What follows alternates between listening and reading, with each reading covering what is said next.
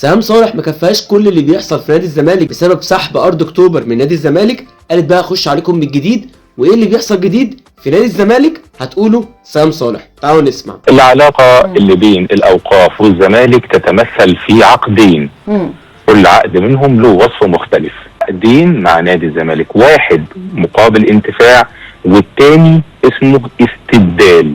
ايه الفرق بينهم؟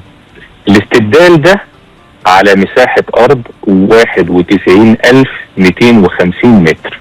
يعني استبدال يعني بعد انتهاء مدة العقد ده الأرض تكون ملك لنادي الزمالك. لنادي الزمالك لنادي الزمالك. ليه عقد استبدال؟ العقد ده ينتهي امتى يا دكتور؟ العقد ده ينتهي السنة اللي جاية 2026. عقد بقاله 20 سنة.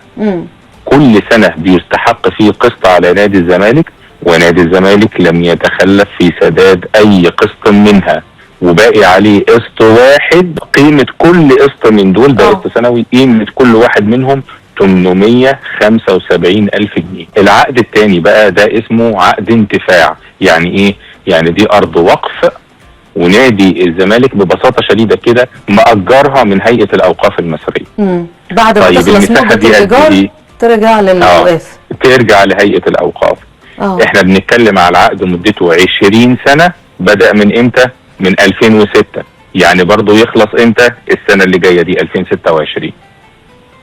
المساحة الأرض دي قد ايه؟ 50,000 متر مربع. للأسف الموضوع طلع في شنك. للأسف سهام صالح ما عرفتش تحط أزمة جديدة على نادي الزمالك. موضوع أي كلام. نادي الزمالك بيدفع كل الأقساط اللي عليه وفاضل قسط واحد، وقطعة الأرض هتبقى ملك نادي الزمالك.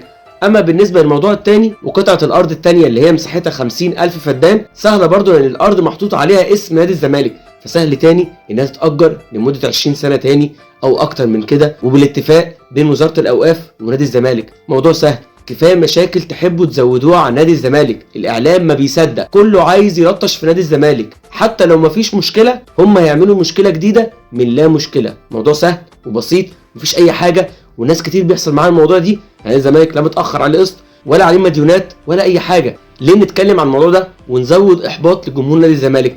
بس جمهور نادي الزمالك واعي وفاهم وعارف كويس الاعلام عايز يوصل بنادي الزمالك لغايه فين. جمهور نادي الزمالك ورا نادي الزمالك، مش هنسيب نادي الزمالك ومش هنبطل تشجيع نادي الزمالك.